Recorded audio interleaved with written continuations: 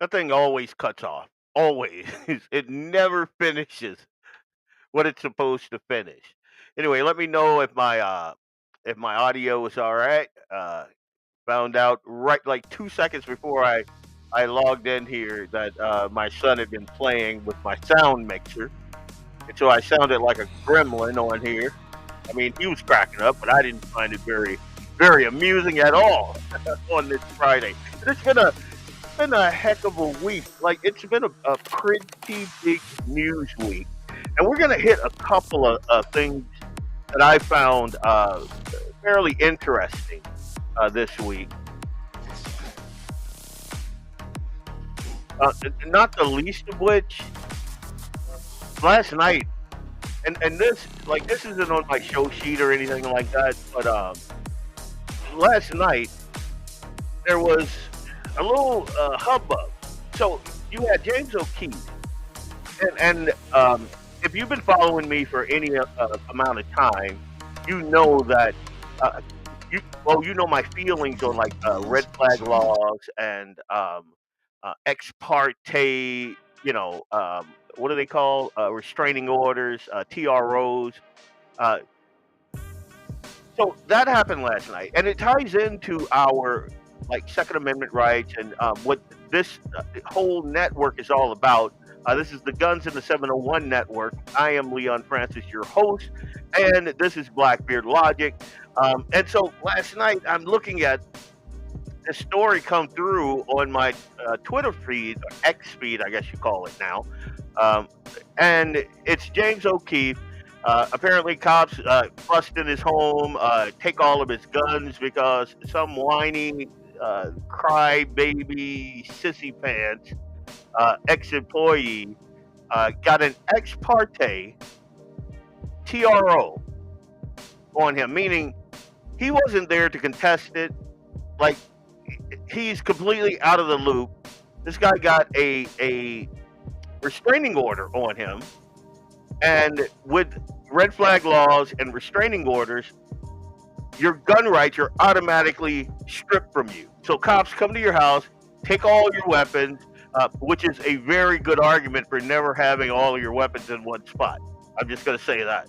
Or, you know, your weapons are pretty lucky that they had that unfortunate boating accident, that sort of thing. But that's neither here nor there. What I'm telling you is these things should be illegal right off the bat. And I didn't even have this in my show sheet, but the problem with a TRO, the problem with red flag laws is it's like the Minority Report. Have you ever seen that show, the Minority Report, where basically it's pre-crimes? So you haven't been convicted of any crime or anything, but your constitutionally protected rights are taken from you preemptively. You haven't done anything, and that's what happened. And yesterday last night I crafted a post after I got my days, back in line because they were not. I don't know why. Yeah, this week has been a weird one. But David Letterman, I don't know if you remember this, had some crazy chick get a TRO, ex parte, on him. I think she was like in Missouri somewhere. Thank you, Dan. Audio is good on YouTube. Good deal. But so I think this crazy chick was like in the middle of the country. She went to a judge. She's literally insane. She went to a judge and got a restraining order on David Letterman because apparently, and this is a quote, he was harassing her through the TV. So his TV shows that he had on every night apparently was causing her like mental distress. The judge granted her the TRO. Letterman had never met this crazy lady, had never seen her, never spoke to her, nothing, and this lady was granted a TRO. Now, granted, somebody like Letterman has tons of money. He was able to squash this thing pretty much immediately. But think about if you don't. Think about if you're just a Joe Schmo from Piscopo or from Fargo or from Bismarck or wherever, and or James O'Keefe, and you get a knock on the door and it's SWAT guys coming to steal your firearms because some crazy dude is, just throwing lemons in your lemonade. It this is the kind of stuff right here. And if you think it doesn't happen, it can't happen because we live in this was in Florida. So it doesn't matter that it happened, that, we live in a red state, we should be insulated from this kind of government overreach. Nope. This was in the red state of Florida. Good old Ron DeSantis, the state that everybody kind of holds up as a model to, what red states should be and should aspire to. This happened there. Now, the good news is he was able, within 24 hours, to reverse that, and they had to give him his guns back. Eli, quit running. and he was able, I think he should have got an apology. I think it should have been front page news. I think that the dude who got the ex parte TRO, I think he should be brought up on charges because this wasn't a domestic violence incident. He wasn't stalking this dude, like none of that. But this guy was able to do that and circumvent James. Like James O'Keefe, everybody knows him. He's kind of a target of the left, and the left is crazy. So, we're going to talk about in the show today how dangerous the left actually is. So you got a guy like James O'Keefe who is readily recognizable. I'll just say that by pretty much anybody, and you disarm him, and for what? Oof, that could be bad. I had a couple of folks in my feed make that comment, that exact comment, that this could have went very badly. Hang on. This could have went very, very badly. Here, give me a second. So last night, and I'm just going to talk about this for 2 seconds, and then we're going to dig into the meat of the show. I said, did you hear police just showed up at James O'Keefe's office, seized all of his firearms. This is to enforce a temporary restraining order, a TRO, filed by his former colleague. I'm not even going to say the idiot's name.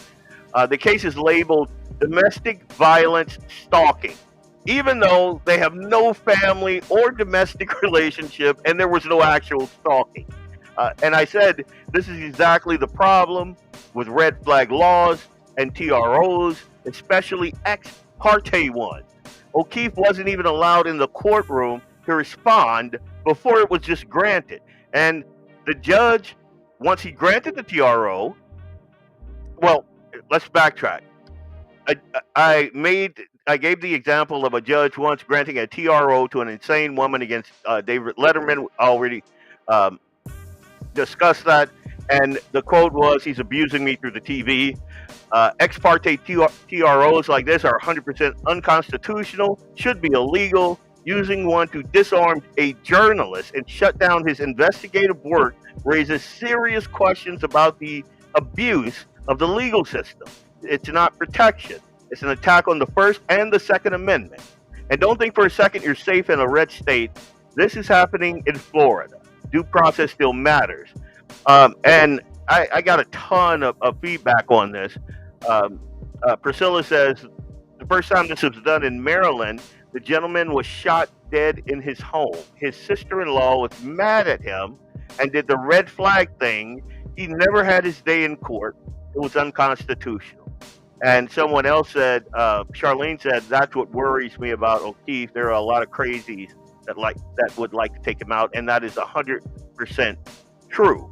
Like, that's an actual, like, if I were him, living where I live and doing the things that I do, I would have been afraid for my life. I'm not so much out here because I'm in the middle of nowhere and we are very, very well darned out here. So there you go. And I also have to be careful what I say on this stupid platform.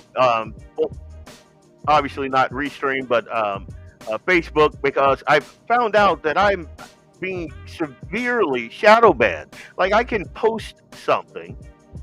Again, this is not in the show, but just something worth noting. Since the beginning of the year, I've had well over 500,000 views, closer to 600,000 just on Facebook.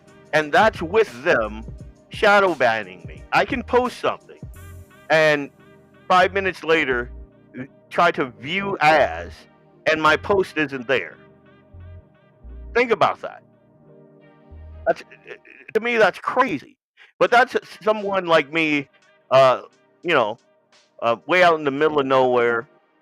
If something like this were to happen to a guy like me who is kind of opinionated, you know, uh, liberals are on my feet all the time. Think about how dangerous that could be. Anyway, hey Dave, how's it going, brother? All right, let's dig into the meat of this thing here. So, obviously, the big story of the week is the Southern Poverty Law Center, that grift, self-proclaimed warriors against hate and poverty. Those guys have had their hands in the cookie jar a little bit. And the week started out with that breaking news from the DOJ, and what I did was I posted this video that I'm going to play right now. Did you ever wonder how, just when Democrats need a distraction, racism seems to raise its ugly head? It was a weekend of street battles and stark displays of racism, exploding into a deadly act of domestic terror. Tonight, we examine the hateful groups that now appear to be banding together. Why are they now emerging from the shadows, emboldened and growing in numbers? Hate no longer hides behind hoods. The SPLC secretly funneled $3 million in donor funds to violent, racist, extremist groups.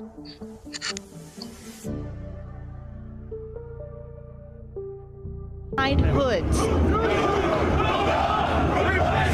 This was the scene in the liberal college town of Charlottesville, Virginia on Friday, reminiscent of images from a dark American past. So this is a racist rally, and we should name it as such. I'm less interested actually in the rally and more interested in how this rally functions. I could see.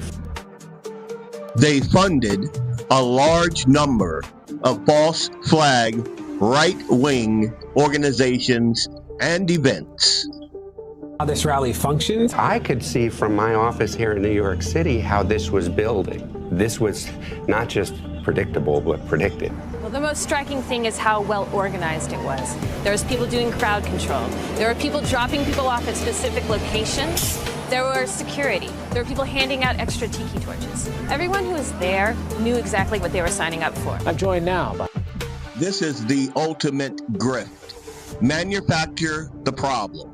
Sell the solution. Pocket the donations. All while spreading racism and lies. What they were signing up for. I'm joined now by Mark Potok, a former senior fellow at the Southern Poverty Law Center. I think that this is a new generation of racists who, as Carol and Leonard both have suggested, were in large part created by Donald Trump and others like Donald Trump. Today, the DOJ charges the Southern Poverty Law Center with wire fraud, false statements, and conspiracy to commit money laundering. I think they should also be charged with a hate. Now, I do believe that they should be charged with a hate crime. I think that what these people have done, and folks like me, and we're going to play another clip of Stossel way back in 2018, basically saying the same thing, and Charlie Kirk, because Charlie Kirk was put on the SPLC's domestic terrorist racist group. Like basically if you were right of center, you were on this list. That's how it went. And Joe Biden's entire, like, his whole thing, the reason that I'm running is because I remember seeing those violent people with tiki torches coming out of the court, like children of the corn, and blah blah blah. They bludgeoned Donald Trump with the whole unite the right, which most, well, I would say almost 100% of my friends recognize that whole thing for what it was. It's like, wait a minute. Like, who are these idiots? Like, what were they doing? And there were other events where you had the khaki pants and the polo shirts, and everybody was like, "Well, look, those guys are feds." You remember that? Because I do. They try to memory hole this stuff, but it seems to me, and if you guys just take 2 seconds and kind of think about it, anytime the left needs to gin up racism, apparently they can. And we were like, wow, like I'm a black guy. I got tons of white friends, like tons, and I'm not talking about like that uh, gay black dude. He probably has tons of liberal friends because they like that type of dude. I'm a rough type guy. So the guys that I would gravitate towards and would gravitate toward me, they'd be more the toxic masculine type, like these fine folks right here. Like yes, you see those. These are my good friend Jamie and Axe. So like look at this. Look at this. We were just all kind of hanging out, getting along. We didn't. I'm like, so where's the? And I guarantee you, most of the black people in this country have interactions just like me and Jamie and Doug and Bob Wheeler and Dan and all of that stuff. And so I don't see it. I didn't see it, yet it's everywhere. Like, do you remember when they were saying the biggest problem in the United States was white supremacy? You remember that? You Did the pig just move? No, I don't think so. I did not get to partake in that pig, but that is a glorious dude up there. I bet he fed a lot of dudes. Look at that thing. Oh my God. The good eating off of that bad boy. But back to Dave, stop getting me off track here. I mean, thinking about pork and all. But anyway, I remember like for almost 10 years, there's like just hate everywhere you look. If you open the car door, hey, it's hate. That's pretty much what the left was serving up. You couldn't turn on the TV without hate. Some kind of right wing extremist, white supremacy group doing something stupid and whatnot. And you have to wonder, like, how do they know that these guys are doing this? Like, where do these guys come from? I purposely drive in my truck looking for a rebel flag, but not for the reasons you might think. But I can't find them. Like, I try to find these white supremacists. Hey, are you a white supremacist? I walk into a bar, like the Bismarck, downtown North Dakota. And again, I've told this story before. I was a coon ass, fresh off the boat. Like, just got to Fargo, North Dakota. It was 100 inches of snow on the ground. My car, because it was rear wheel drive, because I'm a Southern boy, so this is a Monte Carlo, that type of thing, and so I couldn't drive worth crap on ice, and I ended up kind of crashing my car. I couldn't, in like over a curve or something. However it went, I couldn't get it out by myself. So I went to, I think it was called the Bismarck. Can't remember. Um, like, if you know what I think it was the Empire and the Bismarck, or vice versa. Anyway, I walk in there. I'm a black dude. nothing but bearded. And you got to remember, this was back 96 to 97. Into 96, 90. There were like 2 black dudes up here. That was it. And I walked in there and like everybody stopped. And I'm like, they're like, hey, buddy, what do you need? All these bearded Vikings in there drinking heavily. And so I just kind of told them. I had my hand like kind of on my little piece there. I'm like, oh, this could get stick. Nope. I must have drank a good 6-pack and probably 4 or 5 Jaegs before we got out there and pushed my car. Like everybody wanted to hear my story. Why are you up here? What's going on? Like, you need some help, buddy? Don't you worry about it. And that's the America that I know.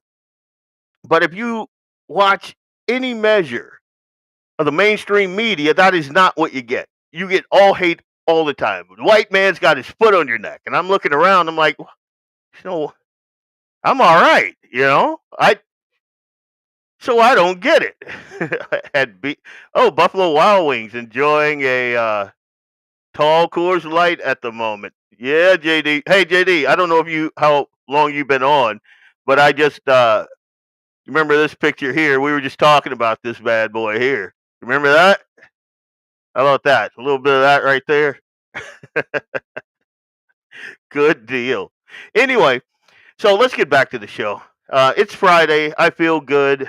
I'm glad it's not yesterday because I was discombobulated like you wouldn't believe. But I'm going to show you something. This was, let's do the indictment first. And then I'm going to show you how long this grift has been running. And to be fair, it's been running much longer than this. I believe a lot of these civil rights groups, their entire modus operandi, their entire reason for existence is not to fight actual hate. Because I believe that in America is probably the least racist country on the planet. The least, bar none. And it's especially the least white-dominated country on the planet. I mean, you go to a black-dominated country, you get all kinds of hate. Like, it's not even funny. They don't talk about it. But it's 100% true. In America, that is not it. You're judged on your merit. You're judged on your merit.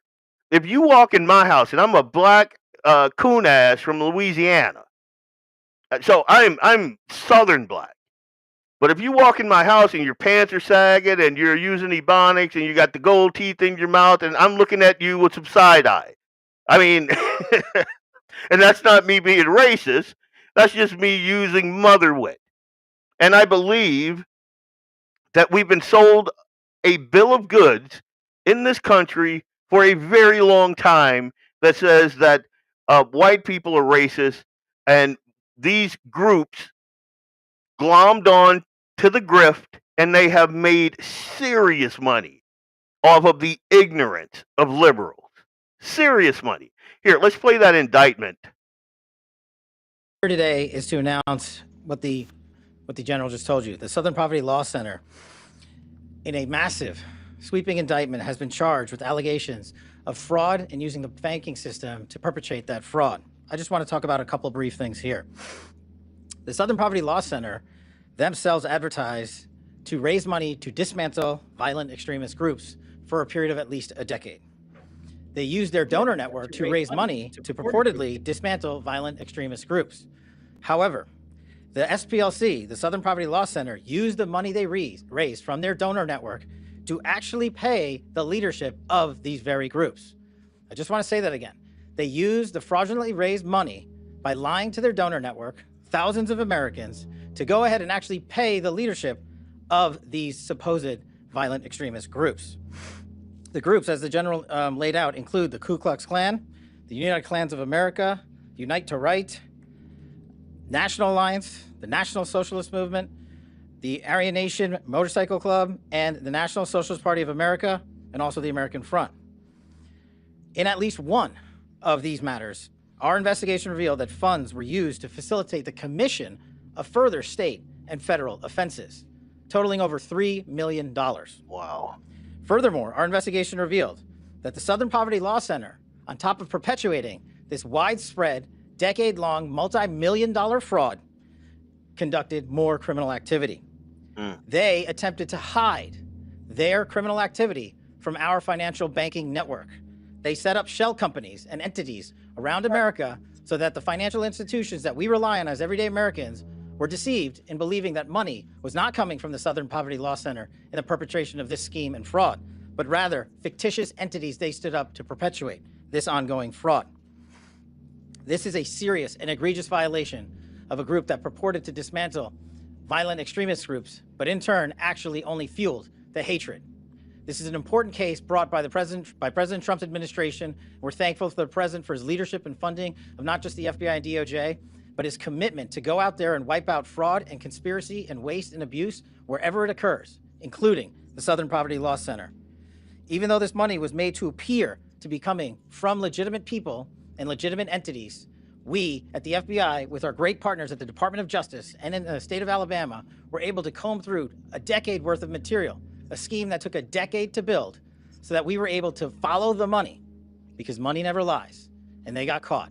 As the Attorney General said, these charges are varying, they are widespread and wide-ranging, and this investigation is very much ongoing. Today we're here to announce the charges of the Southern Poverty Law Center, and this investigation and the individuals who are responsible will be brought to justice. Thank you, General. Now, we're gonna go to break here in a second, and then when I come back, I'm gonna show you how long this grift has been going on. The Southern Poverty Law Center is worth like $1 billion some odd dollars, and I'll give you two guesses where the bulk of that money is. It's not here in America. I'll just say that. And I think that this is good, but now I think they should do the ACLU. I mean, the left, it's like we used to think that the mafia was a big thing. It's like the mafia looks at the left and they're like, oh my God, if we had organization like Act Blue, do you guys realize that the majority of the donors in Act Blue are like very old people that never gave to Act Blue?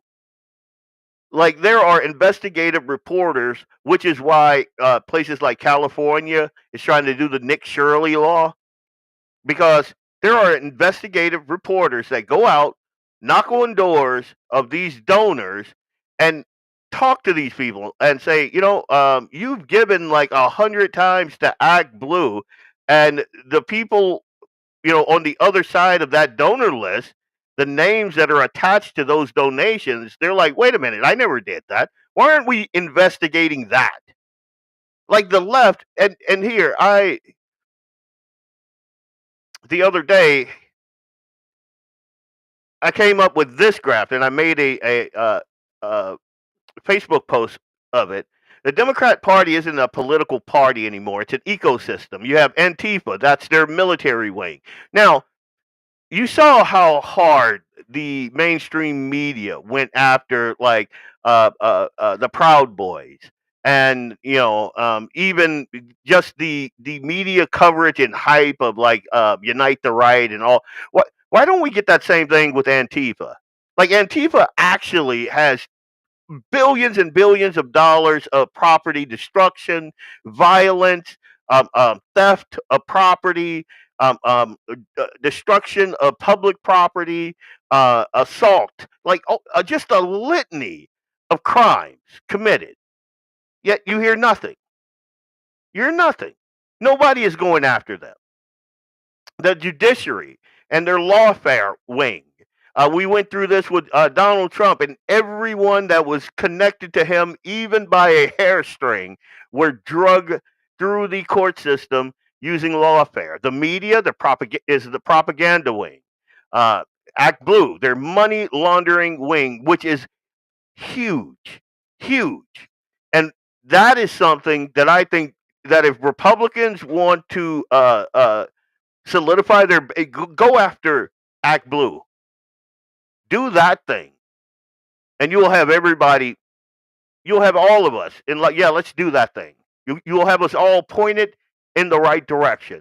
You have the SPLC and the ADL. Target, that's the targeting and labeling wing. You have education in Hollywood. That's the indoctrination wing. You have Soros and the NGO network is something else that needs to be dismantled. And that's a 3-hour show. But this is the financial and operational wing. And once you put all these pieces together, everything starts to make sense. They don't even hide it. They don't have to, because they have captured all of these organizations. Something we're going to talk about later in the show is like the distrust now in organizations in America, organizations that were purportedly set up, to help and aid Americans, and it's all been a grift. Like, people are just making, like, the homeless grift, like billions and trillions of dollars shoved into at the homeless problem, and it's only getting bigger, and nobody is asking why. We could have bought every single homeless person on the planet a house for the amount of money we've thrown at the homeless problem. Yet the homeless people are still homeless. Why is that? Because everything is a grift. And once you understand that, you'll close your wallet to charities. You'll close your wallet to people asking for you'll be like me. I'm frugal, man. To squeeze a nickel out of me, oh, I got to know you. I have to have drank beer with you and whiskey, shot things with you, like killed something, field dressed it, threw it on the spit outside, and ate with you, broke bread with you for you to get a donation out of me. Like, it's not happening, because I know better. And when we come back, we're going to see what John Stossel had to say back in 2018, I believe this is, about the Southern Poverty Law Center. So, Leon Francis, Blackbeard Logic, on the Guns and the 701 Network. We'll be right back right after this break. Hey, it's Leon Francis from Blackbeard Logic on the Guns and the 701 Network. I'll be right back after these messages from our sponsors. Stay tuned.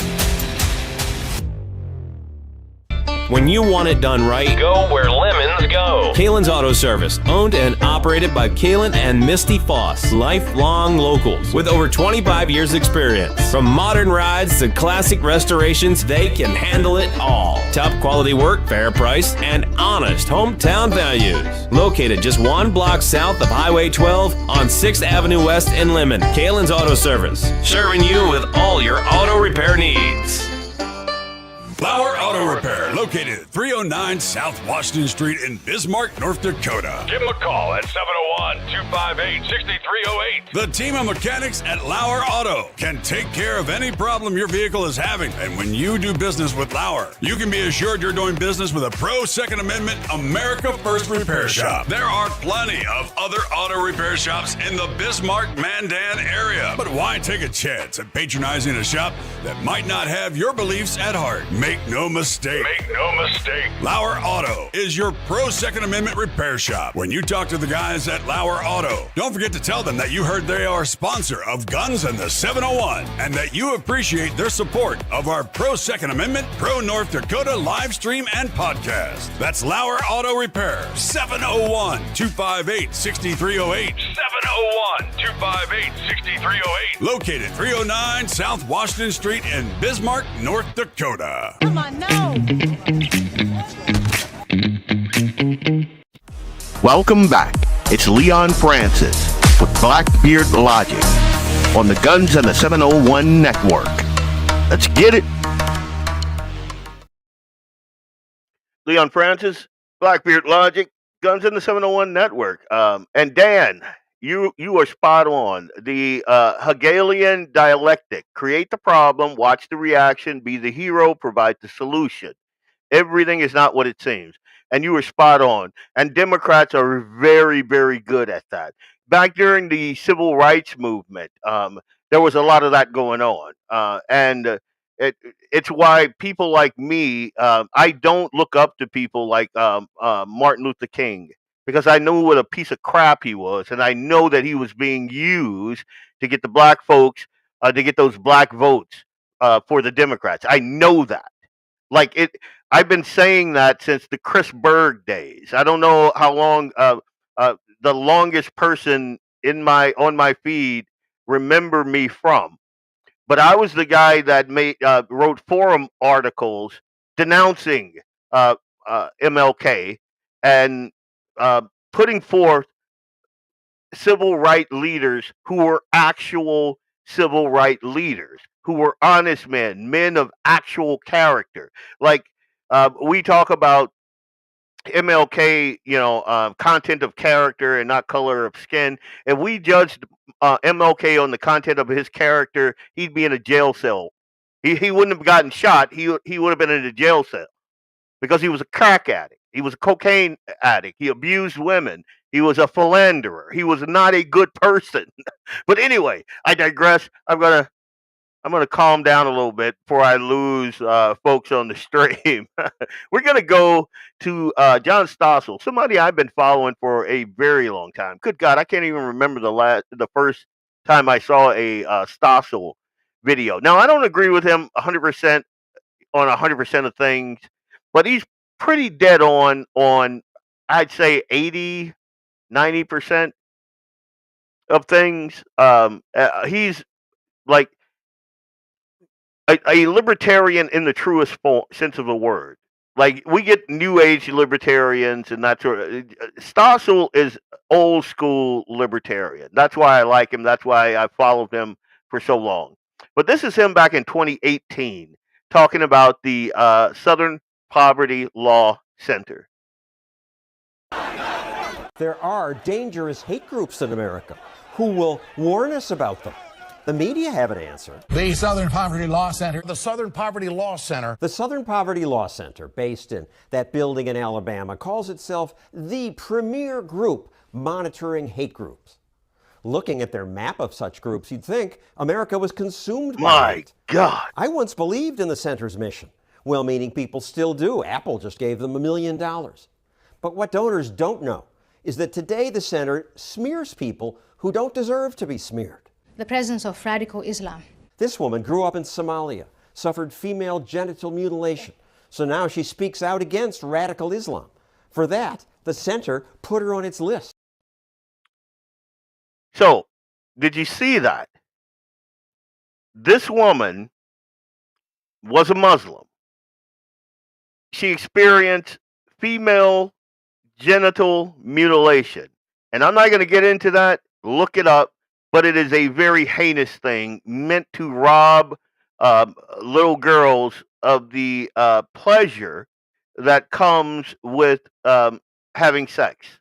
It's meant to make them less promiscuous. That's the thinking on it. So they mutilate their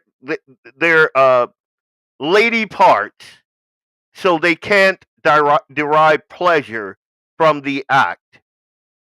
And they do this to tons, well, I'm not going to say all, but tons of little girls in Africa. It is a horrendous practice. And like her speaking out about her life experience in the Muslim dominated countries was enough to get her put on this list. Think about that. Think about how crazy that is. Here's another one. Multiculturalism failed these communities. This man was once an Islamic extremist, but then he decided radical Islam was wrong, and now he criticizes the radicals. The center labels him an anti-Muslim extremist, too. Join the fight against hate and bigotry. Visit SPLCenter.org. I do think that we have a problem with hate in this country. We put about 10 of these major hate groups out of business. The center's leaders, Richard Cohen and Morris Dees, would not talk to me. So commentator Nomiki Kant stepped up to defend them. They have a history, a long history of fighting against extremists like the KKK. Years ago, Harper's Magazine reported that the center is the wealthiest civil rights group in America, one that spent most of its time and money on a fundraising campaign. Now, Morris Dees did once promise to stop fundraising once his endowment hit $55 million. But when he reached $55 million, he changed that to $100 million, saying that would allow them to cease costly fundraising. But when they reached $100 million, they didn't stop. Today, they have an endowment that now is over $320 million, much of which is in offshore accounts, Caymans and places like that. How do you know? Oh, we look at their 990s. And it says Cayman Islands? Now, I want you to look at this. This was 2018. And Stossel was able to research this. I mean, none of this stuff is hidden. Again, like I told you, they don't have to hide it. But this is in 2018, and I think their worth was $300 some odd million. Two guesses. Throw it in the comments what they're worth today. But I also want you to look at this, where the majority of their money is in the Cayman Islands, the British Virgin Islands, Bermuda, all of these offshore accounts. Why is that? They're a nonprofit. You know, why is that? Pay some of their people more than $400,000 a year. Well, it's 2017. It costs. It's 2017, guys. How many of you out there, except for like, Jamie or Dan, I'm kidding. How many of you guys I'm not making $400,000 a year. I'm just going to burst your bubble right now. Your humble host ain't making nowhere near that. But you got this liberal with, her liberal glasses on and her upspeak and all of that. Well, you got to make a living, $400,000, apparently that's the living wage in a liberal's head, something that tons of Americans, and I would wager that the majority of Americans don't make $400,000 a year in 2018. That's crazy. A lot of money to exist in this world. The Southern Poverty Law Center now lists people like Ben Carson, Laura Ingraham, and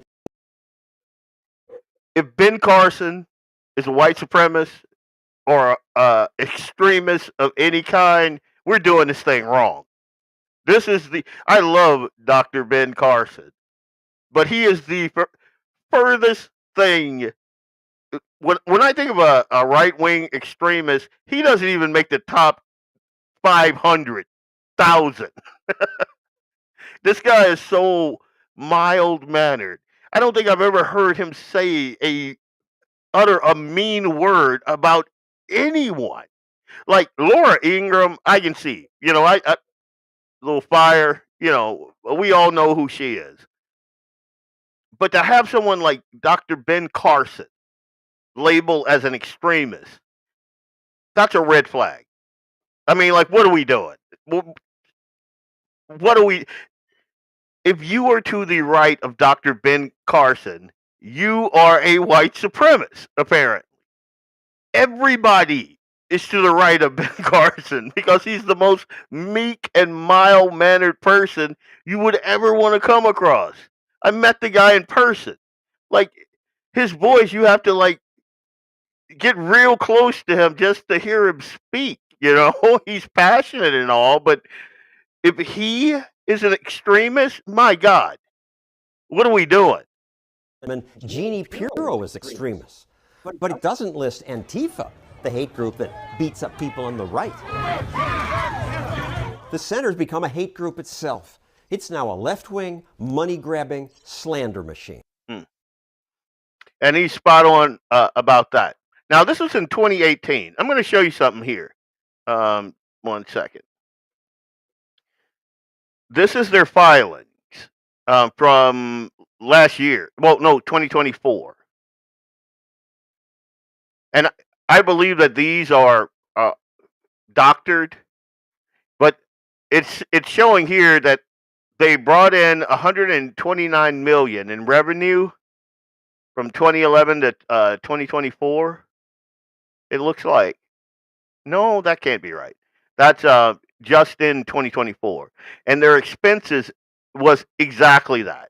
So everything that they brought in, they spent it, which I do not believe. But what I want you to look at is their total assets in 2024. It's almost $1 billion, 822 million bucks in 2024, and I believe that these are doctored. Total liabilities is 35 million bucks. Check that out. Now check this out. Where's the majority of their money? Look at this.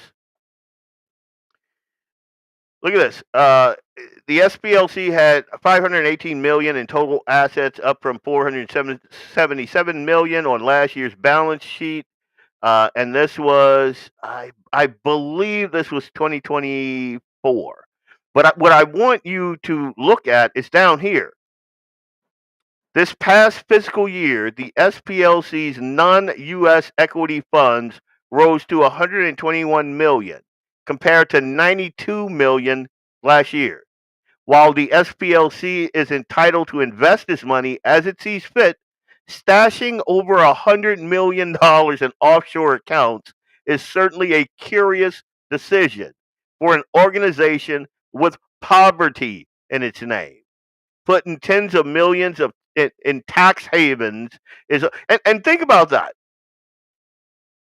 These left-wing people, like the entire ecosystem, is about tax the rich, eat the rich. The rich don't pay their fair share, and you got organizations like this that don't pay taxes, and then they hide the money that could possibly be taxable in offshore accounts. You remember when, and I remember when Dave Chappelle said he knew that Donald Trump was going to win, is when they were on that debate stage, and Hillary Clinton, and you had all these liberals, and they were going on about Donald Trump not paying his taxes and blah blah blah and this and that, and Donald Trump said something to the effect that they're all corrupt. And the guy asked, the commentator asked, well, how do you know that? And he's like, because if they were serious, then they would have to go after all of their friends. And I know the system is corrupt because I use it. And everybody's mind was blown. It's like, I'm not doing anything illegal. I mean, these people have been in government for forever. I just got here.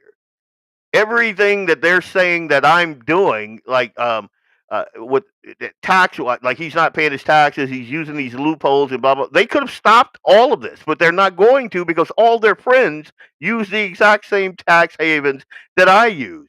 All of it is legal because they wrote the laws. It's them, and I use it. Yes, I do. And everybody, and Dave Chappelle said, and a star was born. And that's 100% true. These people are grifters. And I'm going to say something else.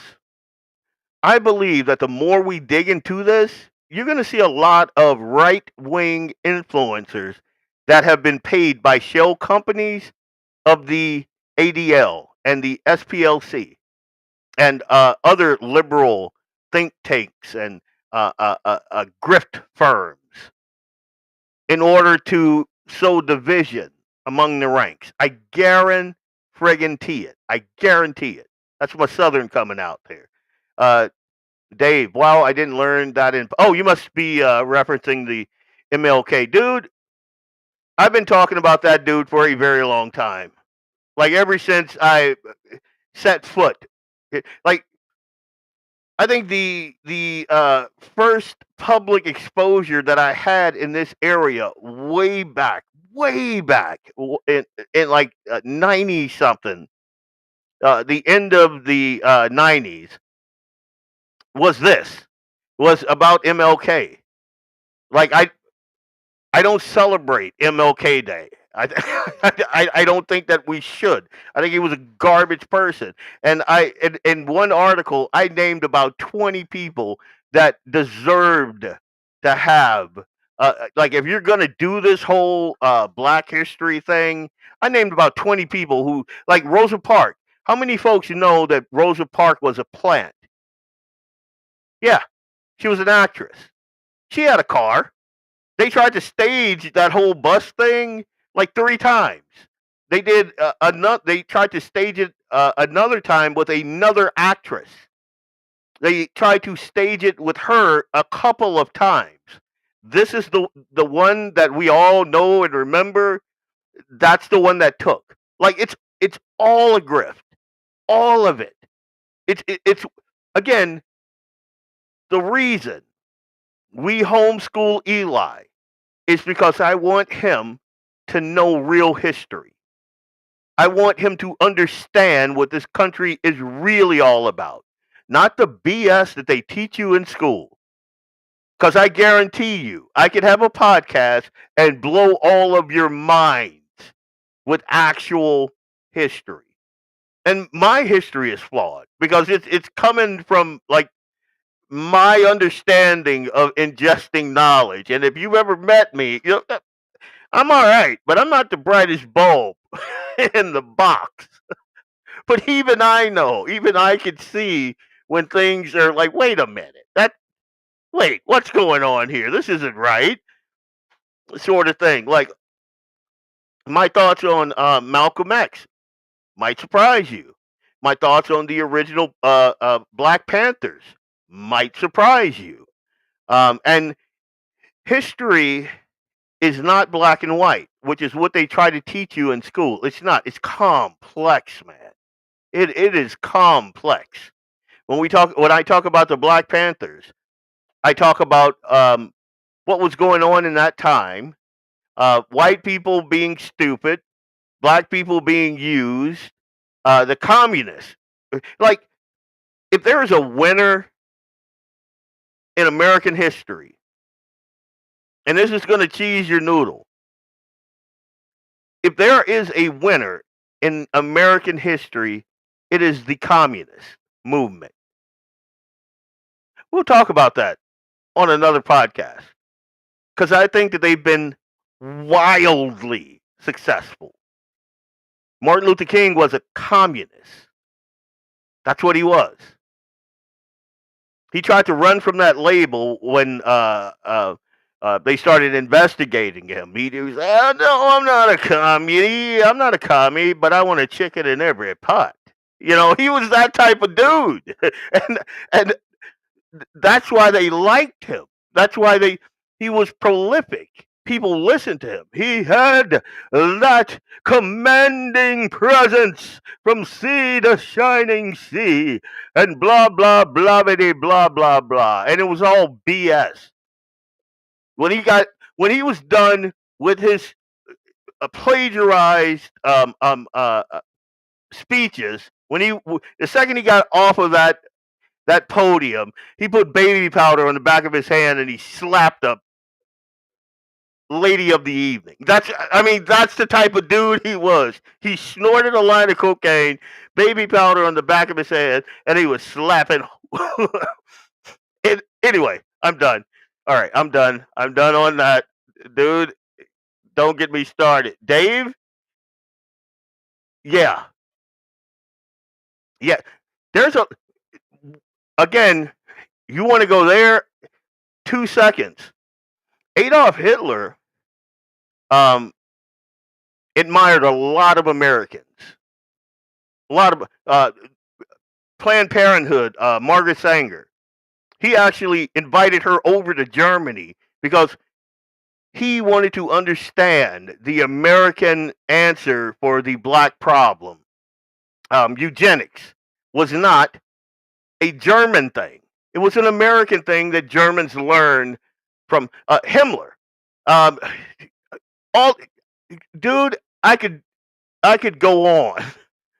Like, you think, like, everyone talks about Goebbels and the propaganda. Goebbels learned propaganda from America, from the American leftists. He studied the American propaganda machine. Like, you want to get into it. Oh my God. All right. We're gonna get back on track here. You guys get me off track and whatnot. Now, this one is a little sad. When we're talking, sorry, man, I'll stop. Yeah, don't do that to me, man. You know what gets my dander up. Hang on a sec. Yeah, I gotta calm down now. Don't get me on that. So we're still on this garbage organization, but highly profitable. Like, you can't take that away from the SPLC or the ADL. And I've said this once, if I said it a million times, the left is brilliant because they do things that people like me and you guys and gals with a modicum of moral turpitude, they know that a lot of their captive audience are idiots. They know this and they capitalize on it. And they're profitable because and a lot of folks in the right, that whole ecosphere, they have that same mindset. It's why I get emails and all of this stuff. Donate to this. I don't do any of that because I'm not an idiot. And those guys are wildly profitable because they understand one thing.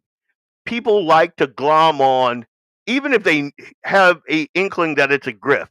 They like to be part of a movement. And that's all these people did.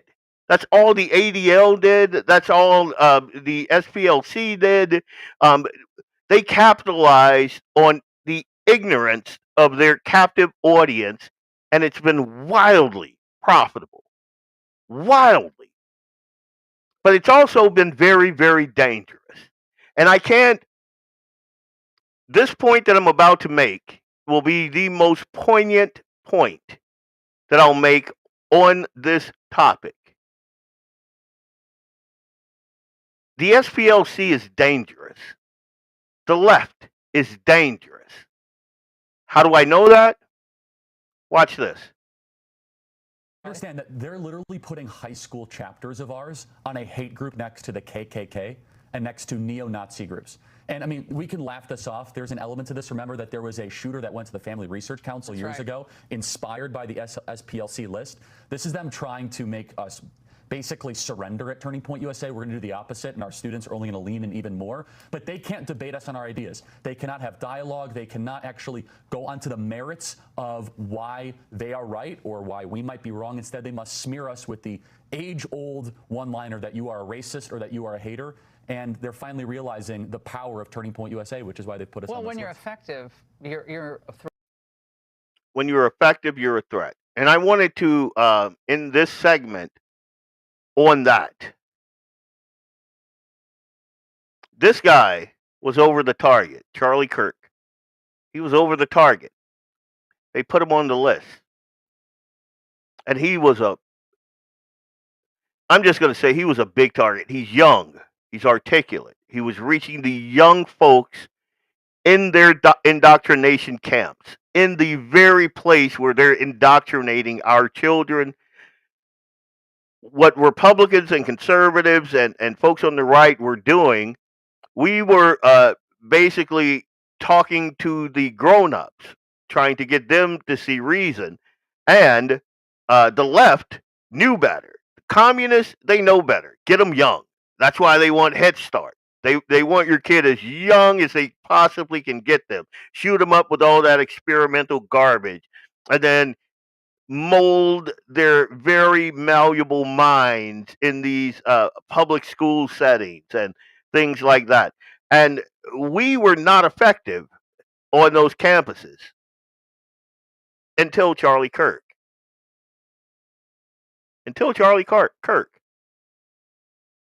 And he showed us that, hey, it is possible to get in there with love, with reason, and debate it out, and then re-engage those critical thinking skills that these young folks do possess, they've just been turned off. I mean, you have to turn off your critical thinking skills to make it in these Ivy League propaganda mills. You have to.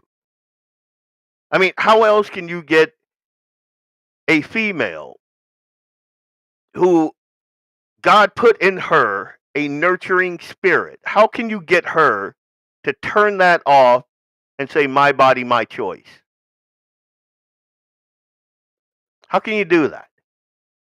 How can you get people like Michelle Obama, who obviously had probably one of the more privileged lives in America, in the world? I mean, the Obamas are mega wealthy now. Barack Obama lived all over the globe. But you can get those guys to talk about the white man with his foot on their neck. For the first time in my adult life, I'm proud of my country. You're married to the President of the United States. You don't have an accomplishment to your name. You look like a man.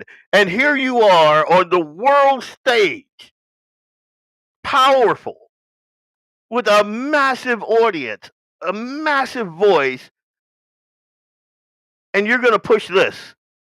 This is what you choose. You don't choose to tell little girls, little black girls, little white girls, that you can be whatever you want to be. And it has zero to do with your skin tone or your gender. Just get in there and grind it out. No, Kamala Harris, same thing. Like, they captured these kids.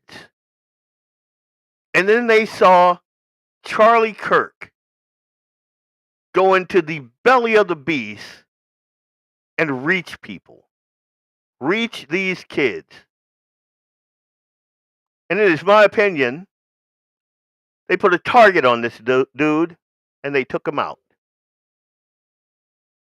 And that is why organizations like the SPLC and the ADL are so dangerous.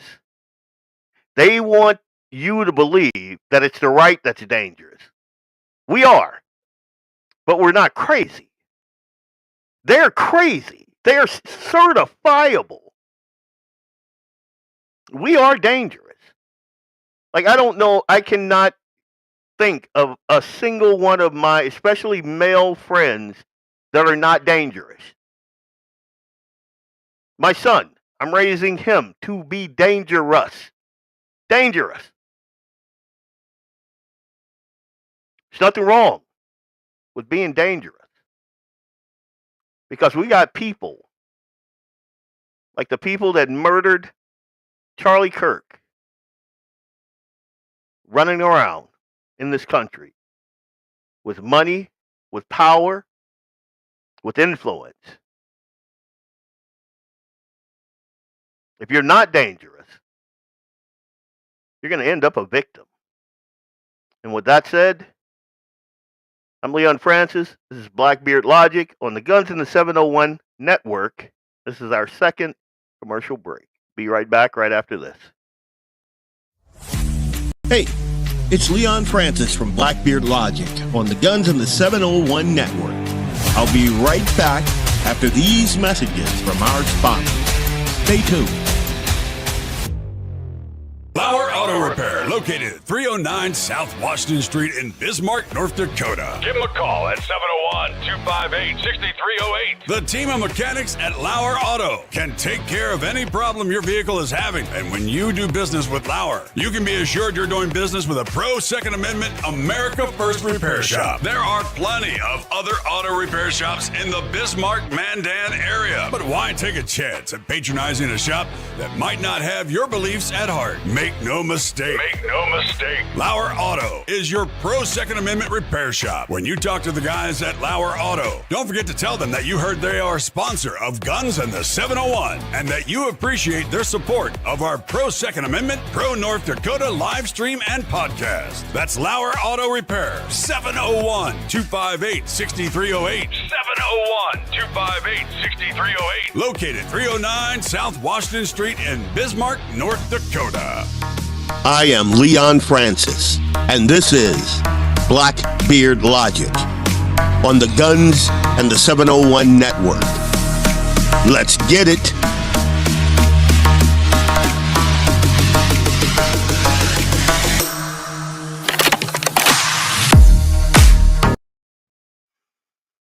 All right, welcome back.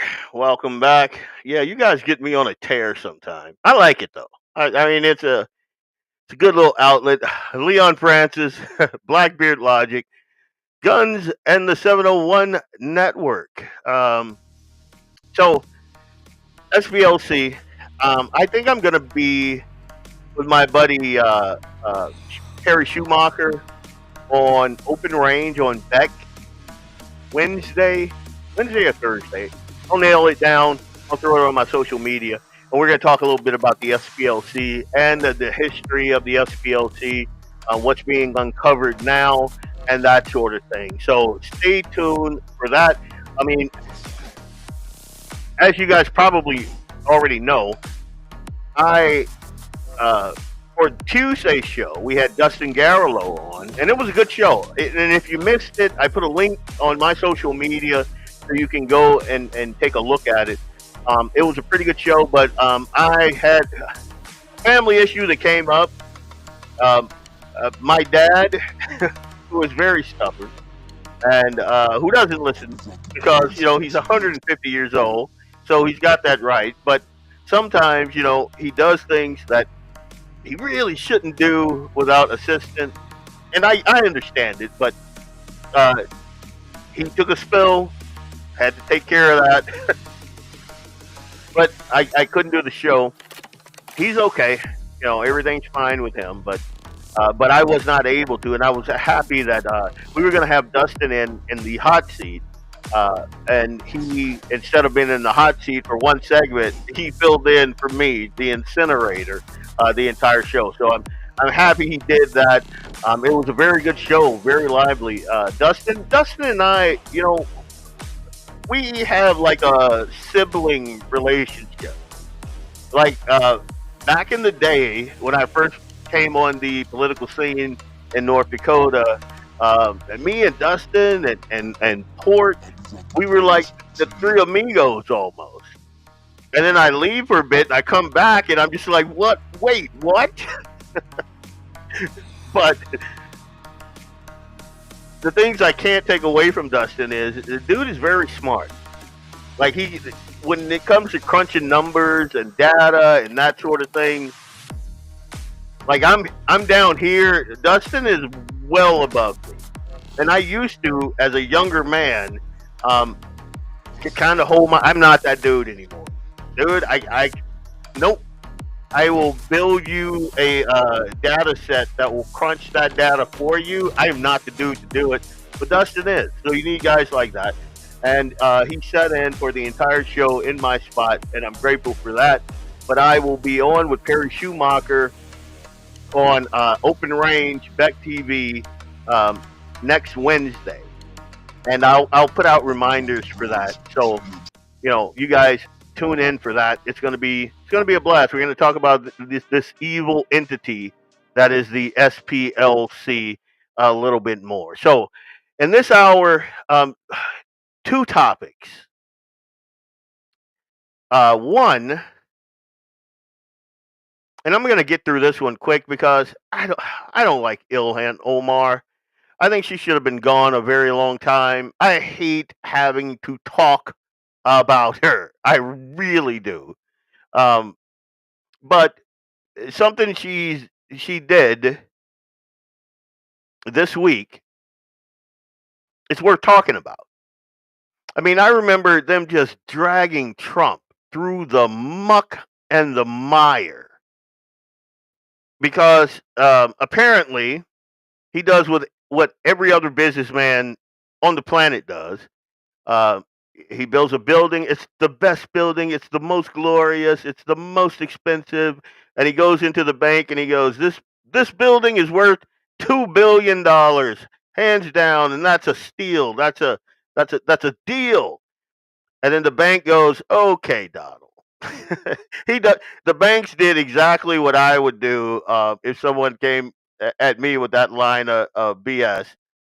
They're like, "Okay, we're gonna have our guys take a look at it," and then they negotiate. But if you read the art of the deal, you know that's his style. That's what he does. That's why the dude is the dude. Hands down, he's the dude. But they wanted to make a thing out of it, even though the banks were like, "No, we sent our own people in there, and we evaluated. He got the loan, he paid it back. We're all good." I mean, it's like would we do another loan with them? Yes, we have been for the past 50 years because he's great at paying them back, and so there was no actual victim there, but they wanted to get Trump. They had to get him. And so they just smeared him, and there were 37 felonies and blah, blah, blah, and this and that. So I found it comical that Ilhan Omar went from having a negative balance in her bank account to being worth over $30 million. And I remember there was a period of about, I don't know, a month or two where people were like, "Wait a minute, how the hell did that happen?" What is going on here? And then only after a ton of scrutiny did she walk it back. And again, she filed paperwork claiming that her net worth was $30 million. And I start thinking, wait, did she strike some Somali oil in the backyard of her, wherever she's living? Did she monetize all those Benjamins that she always talks about? I mean, what? And then when people started digging, then that money just kind of went away. It's all a accounting discrepancy. And now she's claiming she's worth about $18,000, maybe $95,000, and even in that, that's a big swing. $20,000 to $100,000. That is like, so. I file my taxes and I tell the IRS I made between, I don't know, $20,000 and $100,000 this year. You think I'm going to get audited?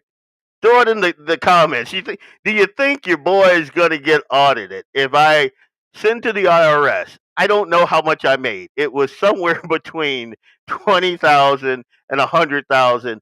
Do you think that they're going to be like, okay, we got to send some people over there? And not just that. Like, these people know how to grift.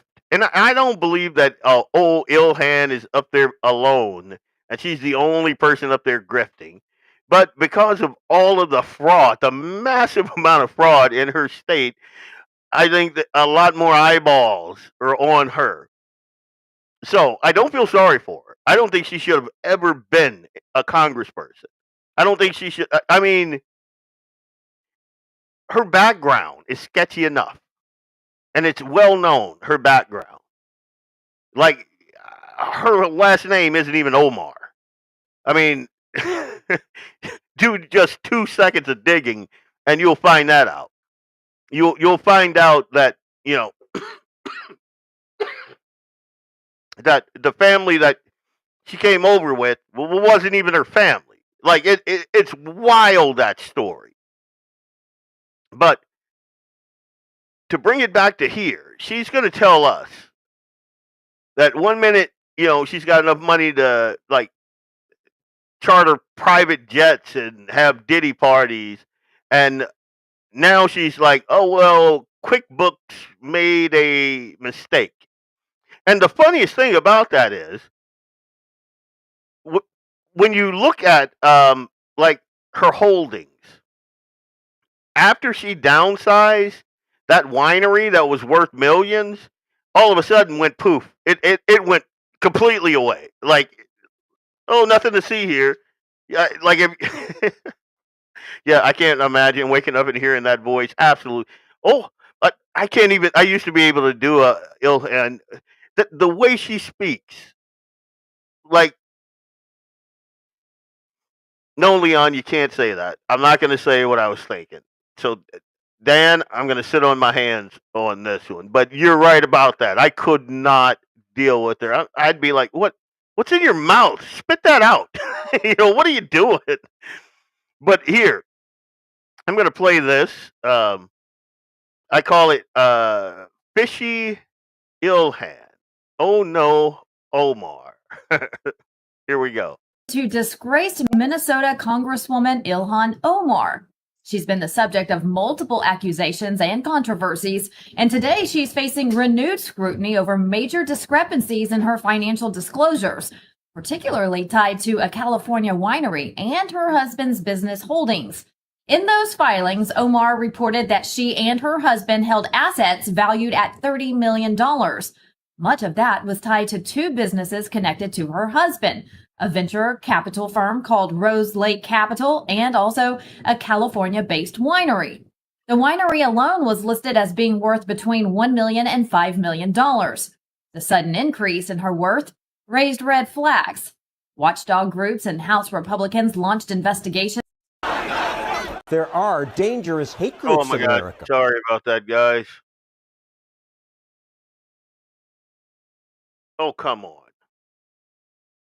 Nothing works the way it's supposed to. What are you doing? To disgraced Minnesota Congresswoman Ilhan 65,000 before coming into Congress to over $30 million in just 7 years. My disclosure is public, huh? Yeah, it is. And so a lot of people now are looking into that and finding S. Crew Winery, a winery that doesn't actually seem to exist. Is that a real winery, or? Do you all actually look at and read things, or do you just ask silly questions? Well, it's listed in the financial disclosure, so can you explain it? Because we have a lot of questions about it, and things just aren't adding up. There's no real phone number. There's no real location. Why did you want to buy some wine? Probably not from you, to be honest. So, did you hear what she said? There's no real location. There's no actual phone number. And if you remember, I've done several shows where these foreigners come over here and they run this grift on us. Like, we think of ourselves as a first world country, and we're so smart. We're so smart. These people come over here and eat our lunch. They come over here and they eat our lunch. And granted, like, the IRS goes after folks like me hard. For folks like my buddy John Trandom, who owns his own business and reports quarterly, right? So they go after, like, you better have every single dime and nickel accounted for, because they will run an enema through your filing. I'm just going to say that. She's my favorite reporter. Yeah, I love her because she's another Sarah Gonzalez, you know? Now, granted, if she was if she had a story on me and she was as tenacious, I'd hate her, because they don't give up, man. They're right in your face, dude. But again, back to people like these foreigners. They come over here, and the liberals will have us thinking that, they're giving back to society and they're low crime and they're this and they're that. The amount of grift in these and I'm not just talking about the Somalian community. Like, that's a big problem. But the fact that all of these foreign actors can come over here and just make out like bandits. Like the Nick Shirley thing in California. I think most of that was like Russian and Croatian or something like that. In Minnesota, it's like the Somalians, and I know, like, in North Dakota, especially when I used to work for KSI, and this was way back in the day. There's no KSI. KSI was the sister um, um, plant for Federal Beef. If any of you guys are old enough to remember that, when you used to process beef out there, we were the kosher plant. And so we were the sister plant, and it was down on like 12th Avenue, no, 7th Avenue, I believe it was, back there. And I remember the Vietnamese and I think Bosnian, those Bosnian dudes. Oh my God, the cars, the gold, the like the money those guys used, and I'm like, how do you guys? They couldn't speak English. I mean, you'd have to have like a couple of folks there that you hired just so they could be able to speak to these guys. These are poor immigrants getting government assistance, refugees getting government assistance, and my God, they'd have these cars tricked out like just I. And here you are, the poor working stiff, and you're just like, wait a minute. I, and you're right, Dan. I can't blame them for coming over. You have to blame the people that facilitated and allowed all of this. Pirates do what pirates do. You are 100% correct. It's why I have a loathing for Lutheran social services and the Catholic charities, because they have made a ton of money, bringing a ton of people here. And when I say here, I'm not even talking about the broader United States. I'm just talking about the North Dakota and Minnesota area, uh, the Fargo and the Minnesota area. I don't know how it is out west. I know how it is out east. And it's unbelievable the amount of money that these charities have been raking in, these NGOs have been raking in. And littering our communities, straining our resources. Your kids in school, English as a second language, and having to deal with other cultures that don't mesh with the American ethos, and your kids have to deal with that. It again, if you're not upset, you're not paying attention. Have you checked out the site that tracks the visas? No, I have not, but that might be something I need to do. But getting back to her and all of the shows that I've done where you see this in real time, like she's got this winery. It doesn't have a phone number. It doesn't have an actual address. It's just like something on a page that's worth millions of dollars. It's a grift. And they do it very, very well. And you can only do that if you have the people that are in place to be the watchers on the wall turn a blind eye. It's why Americans' faith in our institution, and that's across the board, is all but gone. Like, I don't trust it. Even the FBI under Kash Patel and Donald Trump, I don't trust those guys. I don't trust the CIA. I don't trust the you name the alphabet agency. I don't trust them. Absolutely don't trust Lutheran social services. I remember when they were trying to put that Taj Mahal right off of I think 52nd, and people were like, "Wait a minute, how do you guys get a hold of that much money? I mean, you're a charity." Well, NGO. Yet they're politicians across the board. Their main job is to figure out how to spend the money they steal from you. How to just get it out the door and then get more from you. Like, it amazes me that the people, the descendants of the folks that were pissed that the king was putting a tax on the tea. The tea that we just kind of quietly open up. We don't even open up our wallets. The government goes, you don't need to open up your wallets. We're just going to take it from you without you even seeing it. You just go to work. We'll take it out your wallet before it even gets to your wallet. And we're all right with that. And all that hard-earned money is going where? Ilhan Omar has a winery that is basically just on paper that's worth millions of dollars, that after it was disclosed, she revised down, and now it's gone. It's gone. Like, all right. I'm going to finish playing this. Honest, recently stated that the American people should be afraid of the white man. They should be fearful of the white man. I never said that. Yeah, you're on video saying it. Our country should be more fearful of white men across our country, because they are actually causing most of the deaths within this country. I did not. Yes, you. Again, this is like. So what she said was, you said that we should be afraid of white men. And Ilhan Omar said, I did not say that.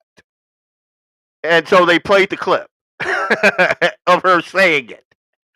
And there she is still denying. Like what I said, you need to prepare yourself, because you can't continue embarrassing yourself like this. So I'm just a liar. What I was quoting was an actual study done by the FBI. Okay, thank you. Prepare. And did you hear that?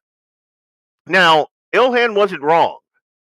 But again, when you think about the erosion of our trust in our institution, that's one of the reasons.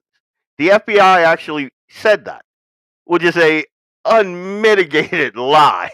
Like, it is the biggest lie.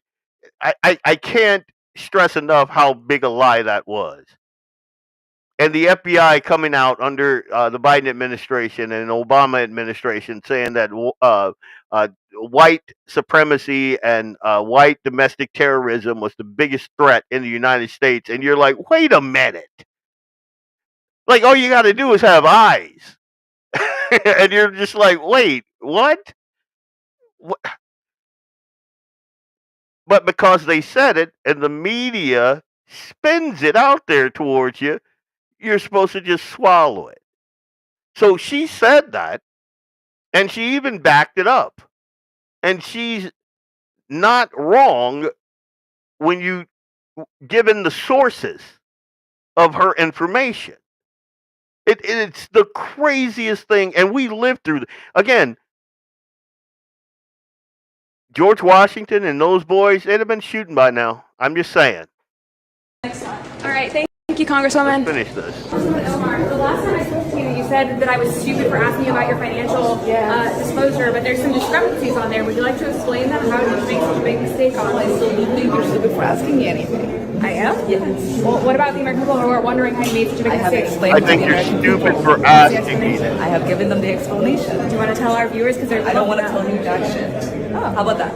Okay. Okay. Have a good day. Thank you, Congresswoman. Wow. Ilhan doesn't believe she has to tell us anything. Her legal team maintains there was no wrongdoing and that the correction was made voluntarily and that the issue was identified. But it was only identified after we started asking questions. The House Oversight Committee is investigating. A drastic drop in net worth when the numbers change this much. The questions only get louder, and we will continue pressing for answers.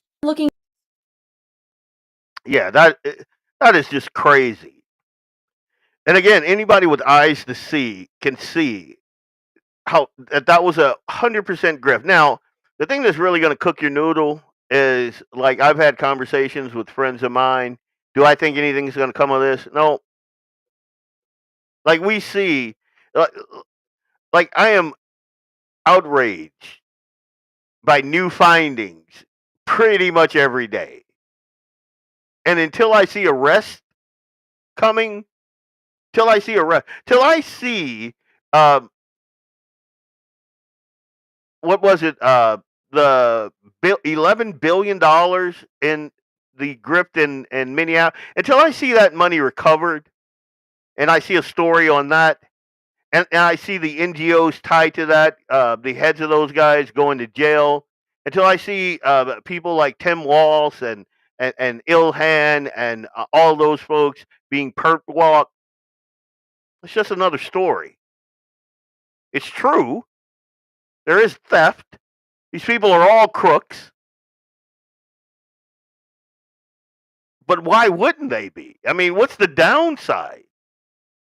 She's walking around right now with 30 million bucks just unaccounted for. Like those Somalians that just walk through the airport with millions of dollars in a friggin' duffel bag. That if me or you tried to do the same thing, we'd be under the jail. Under the jail. Like, what are you doing? $1 million? No. They take it. They would confiscate that money on the spot, even if they couldn't prove a thing. If they couldn't prove a single thing, like you're not a drug dealer, you didn't swindle the money out of it. The fact that if me and my buddy Dan Hager from Dan Hager TV, we decided to take a trip to the Bahamas. I don't know why we would do that. I mean, but just, walk with me here. If we decided to do this thing and I got a duffel bag, shoved $1 million in there and tried to get through Hector International, we'd both be in jail. We'd get out, but if I told them something to the effect that it's none of your business where I got this money from, I'd never get that money back. Like, there's a name for it. I'll put my own lotion on, Leon. Yeah, that's for damn sure. I ain't. Homie, don't swing that way, homie. But one, I'd never get that money back. Two, I have feds following me around for years. Three, I'd have the IRS up in places that you don't want anything going up in. That would be your living situation for 10 years or more. But these people were allowed to get, I think it was over $200 million through the airport. Just bags of money. And fly back to Somalia. If that doesn't cheese your grits, I don't know what will. Ilhan right now, I guarantee you, is sitting on that 30 million. It's just now, since they've been caught, they have to stick it somewhere else.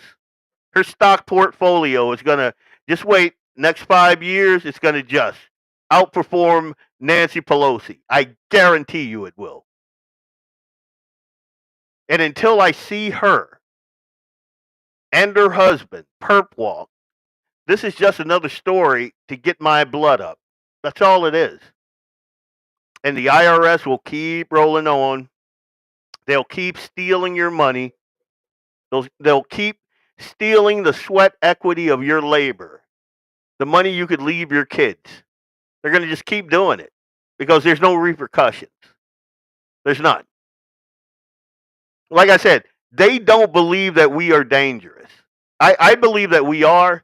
They tell people that we are, but they don't believe it. Because if they believed that the red-blooded Americans like me and Dan and Jamie and Doug and like all of the folks up and down my feed, if they believed that we were dangerous, they would not pull crap like this.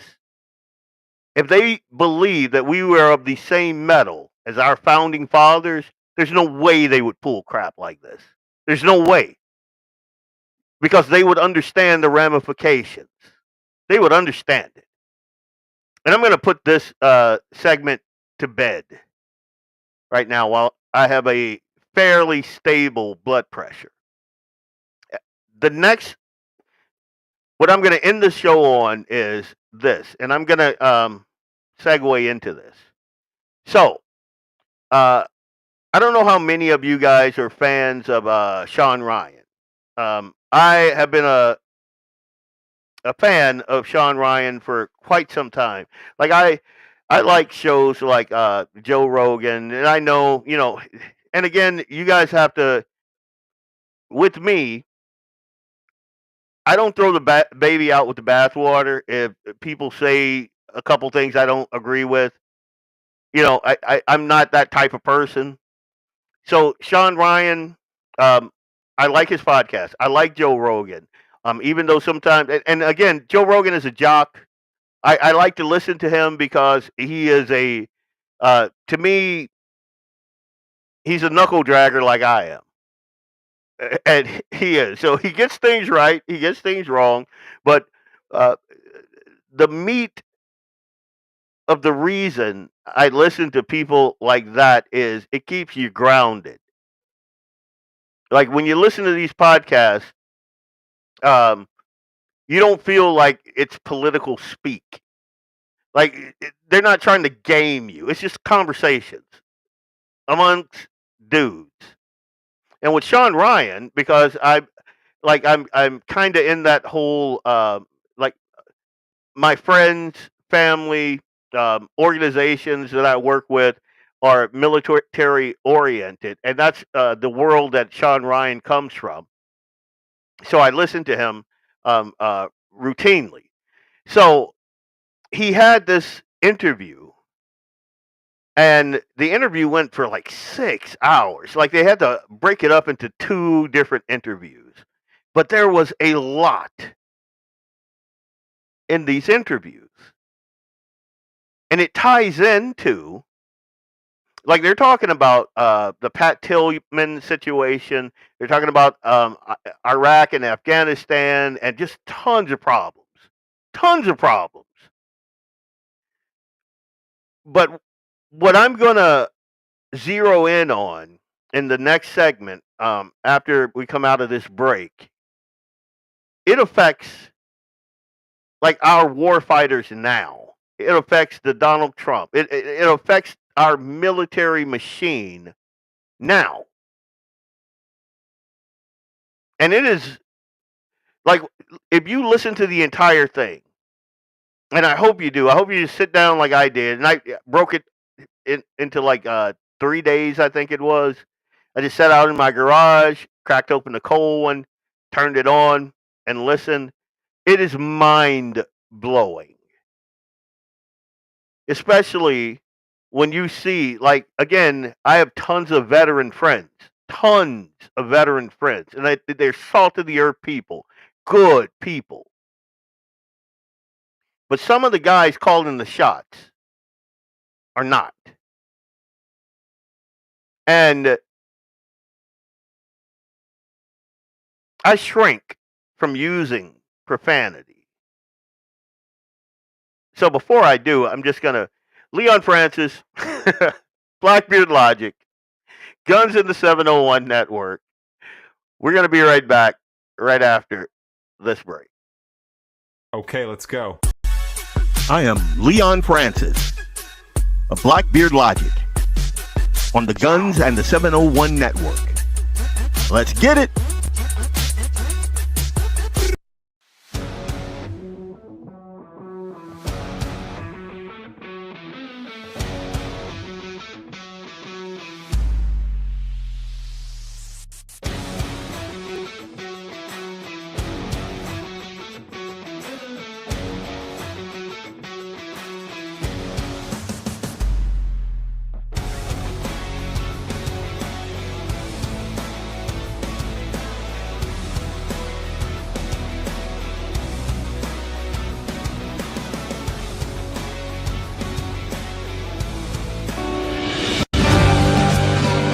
Brand LLC, raising and training tomorrow's barrel horses right out of Bismarck, North Dakota. Tracy and her family are great American patriots who not only support the Second Amendment, but they also promoted what you're looking for, top quality barrel horses. Go ahead and give Tracy a call at 701-471-6629 and tell them Guns and 701.com sent you. That's Anvil Brand LLC out of Bismarck, North Dakota.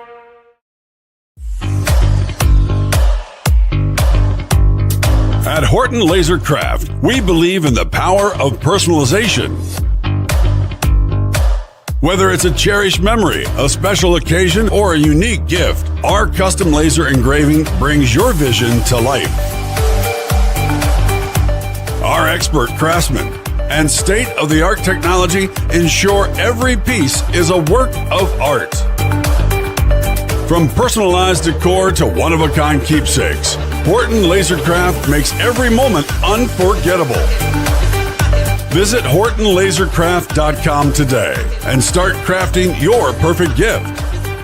For more info, email them at HortonLasercraft@yahoo.com or call them up at 605-545-7535. Horton Lasercraft, where memories are engraved.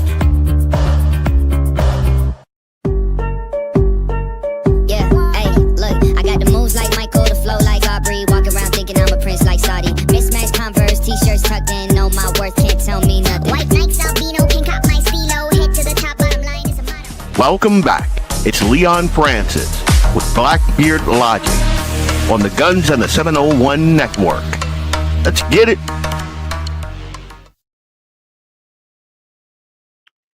Yeah, let's get it. So I'm going to set this up here. So this is Shawn Ryan, and he's talking to Pete Blaber, and they're talking about, and this is just one part of this entire discussion, and I cannot recommend enough to sit down and watch this particular. I mean, even if you don't like Shawn Ryan, sit down and watch this whole thing. Some of the things in there will make your blood boil. And again, it seems like in our society, in today's society, the garbage always rises to the top. The folks at the bottom, the folks expending the shoe leather and the elbow grease and giving their lives to this thing are by and large really good, salt of the earth people. But the folks at the top, now, the incident that we're going to talk about, and I don't know if the clip that I have goes deeply into the details, so I'm just going to kind of lay it out for you. This is an incident with Pat Tillman. If you guys remember Pat Tillman, he was like first round draft.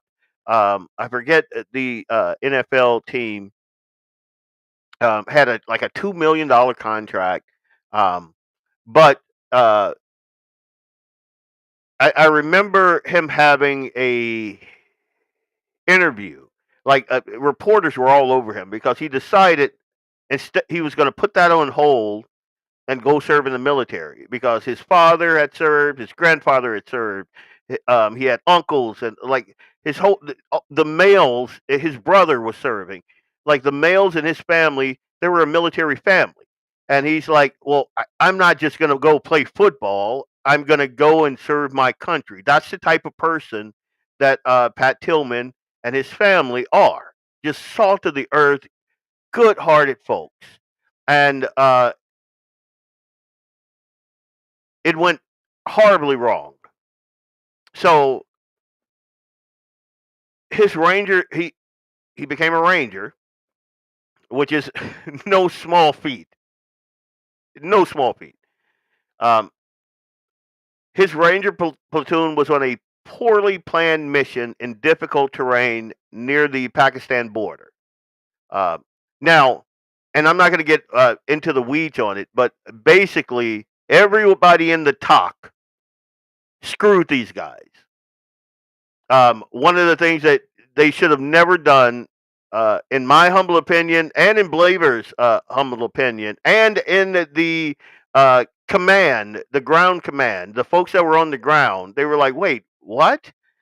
They had them split the platoon in some of the most hostile fighting environment that you'll ever see.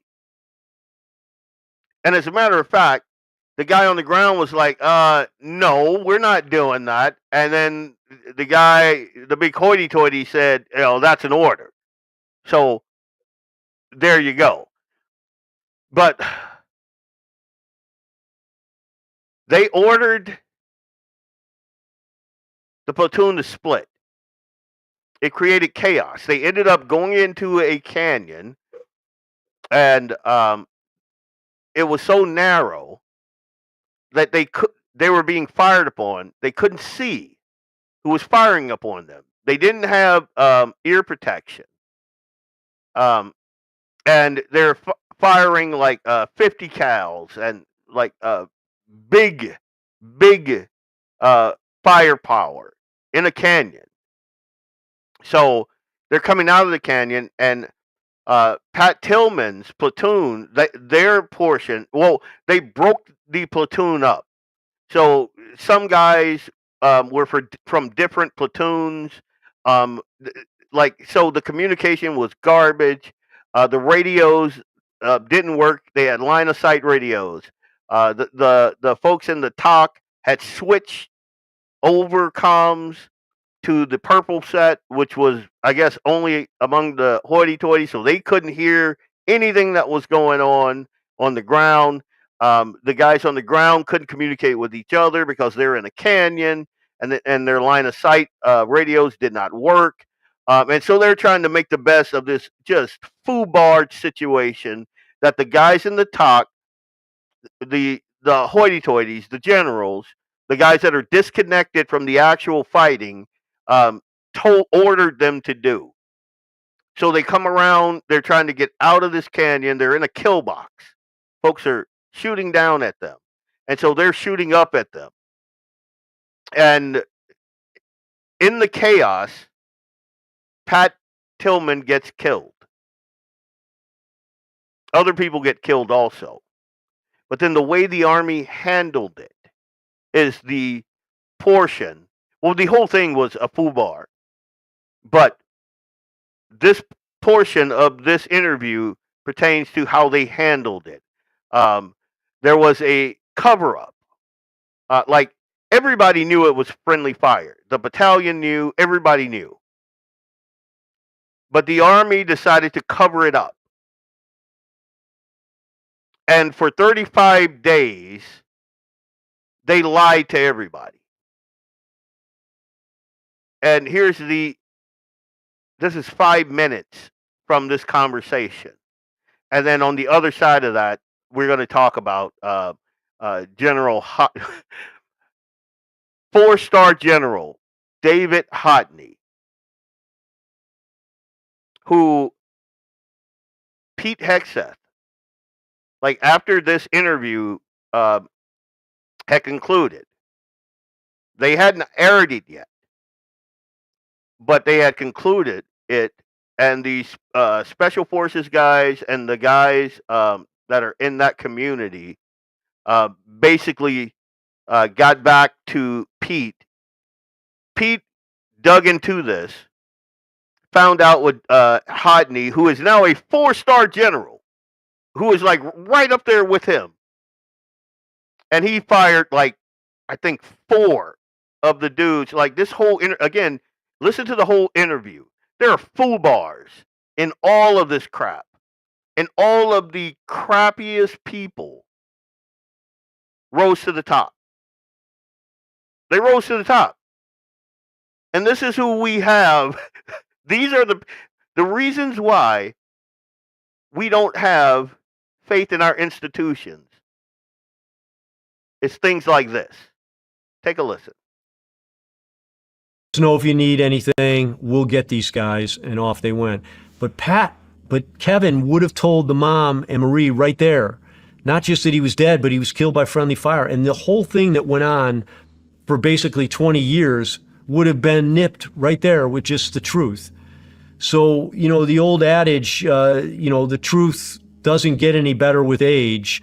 Bad news doesn't get any better with age is, on steroids here.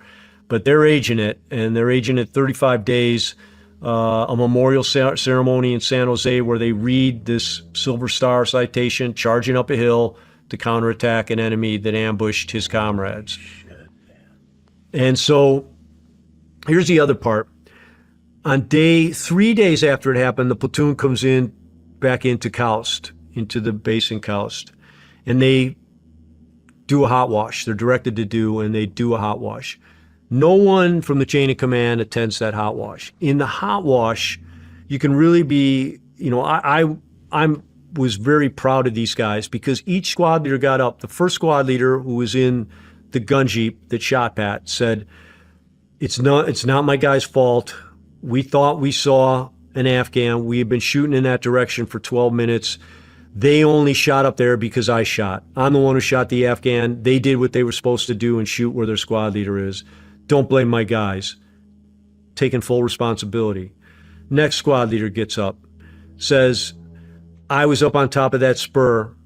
I knew Pat was down there. I didn't know he was supposed to be under my supervision or whether he was or not, but I know he doesn't know much about friendly fire or positions because he doesn't have experience in combat. Pat was very common sense, astute guy.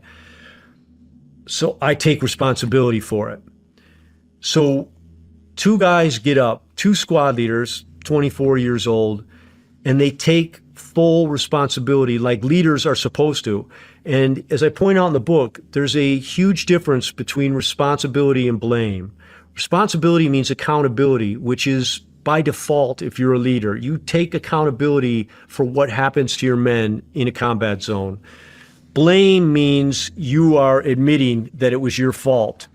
So these guys took responsibility, not blame, but then by taking responsibility, this thing was flipped completely into blame. It was their fault. They should have made comms. They should never agreed to split the platoon. They should have known that their one element was behind the other. Should have never agreed to split the platoon. They were ordered to. It came from the fucking XO. Yep. Where's S3. the XO? The S3. The and S3. So here's one that'll get you. The S3 gave the order to split the platoon. He lied about it when he was first interviewed, 4 investigations. So the first one he said the company commander did it. Finally he admitted, the battalion commander said, no, the S3 gave the order in a separate interview. Then the S3 admitted it once he heard the battalion commander say, yeah, well, I told him too, but because they needed to hurry up. They were behind schedule. That guy was a major at the time. He just got promoted to 4-star general. What's his fucking name? I can't remember right now, but I'll get it for you. But he's a 4-star general. Of course he is. And he's probably... Under Pete Hegseth? Yeah. Right now. Yep. Pete Hegseth has a fucking lying piece of shit who's too much of a pussy to take fucking responsibility under his command. Yeah. Yep. Scapegoats the guys. And I wish you knew this fucker's name. Yeah, I'll remember. 4-star fucking general. I'll remember. A 4-star fucking general with an integrity problem. Hodne. Who's probably going to wind up being the Secretary of War sometime. Yeah. Well, not. What's his name? Hodne. General Hodne. Yep. Yeah, so... Wow. So man. it just goes. Could you from bad to imagine worse. watching 24-year-old fucking kids take responsibility for your when fuck I up, interview guys, and then you fucking get promoted to 4-star? This shit happens all the fucking time. Yeah. And no one would ever know the difference if you didn't have a mom, a resilient, you're not going to tell me to shut the fuck up, mom. One of the things she told me in the beginning was, everyone, that people won't talk to me. People hang up the phone on me now in DOD and whatnot. And she said, if the roles were reversed and I was the one killed, Pat would never give up till he found the truth. And so I'm going to do the same thing. And she did. And, I write a letter to her at the end of this book of what an amazing mom she is. And, I say, as a son of an amazing mom myself, I know Pat would be incredibly proud of you to know how you fought, how you never took no for an answer. You kept at it. You somehow found me, contacted me, were able to work and figure this whole thing out. And, she got some closure out of it, but it doesn't. So, we're running short on time, but a couple of points I want to hit. Now, Pete Blaber is a Delta Force operator. This dude is one of the baddest dudes on the planet. He's been everywhere. All the worst fighting conditions that our boys have been fighting in, Pete Blaber has been there. He's a stand-up dude. Shawn Ryan is a Navy SEAL, and he's seen tons of crap. And one of the reasons why he got out is what they call toxic leadership. Now, Mary Tillman asked Pete Blaber, like she didn't know him from Adam, but she had heard about him, and she knew that like some of the things that happened. God, I can't. I'm trying to remember. There were several incidents where he came out. The Army had their version of things, and he came out and he was like, "Well, that's BS," and laid out the actual versions. So she got in contact with him. I don't know how. I think it was divine intervention, but she asked him to review 3,500 pages of documents. And because nobody in the Army would talk to her, she would call, she'd get the cold shoulder, they were ignoring her, and all she wanted was to find out what happened to her boy. Because you remember, Pat Tillman's brother was in this same firefight. When they split the platoons, his brother was on the team that basically friendly fired on Pat Tillman, a thing that should have never happened. I mean, it wasn't a fog of war situation. It was horrible orders. And to compound, like, that's bad enough. Like, I cannot encourage you to listen to the entire thing from front to end. It is eye-opening. But the Army's answer, because they had screwed up so bad, was to give Pat Tillman a false, heroic, silver star narrative. And they were like, well, the family's going to be... But no, his brother was in the platoon that killed his brother. Like, so he knew. And he's talking to his mom. He's telling his mom, you know, all of this crap. And again, then Major David Hodne issued the split order because the platoon was behind. And then he lied about it. He lied about it. And what you don't get in this interview is those two ground commanders, they felt like garbage. Because Pete Blaber said he would have told those guys, no, we're not splitting the platoon. He would have defied a direct order, and he's done it before. He would have just said, yeah, we're not doing that because that's a dumbass thing to do. You got to understand, they're not playing paintball, you know, down at the local paintball arena or whatever. They are in a fight for their lives. And these idiots, disconnected, toxic leadership, disconnected micromanagement, because these guys were behind doing just the mission was a garbage mission in the first place. That's another thing that doesn't come through in this clip. Again, you really got to listen. You really got to watch this. It is just eye-opening, the whole thing. But every command that they gave was a garbage command, including the command for them to go out here and do this garbage op that they were doing. They were like, why are we doing this? What's going on here?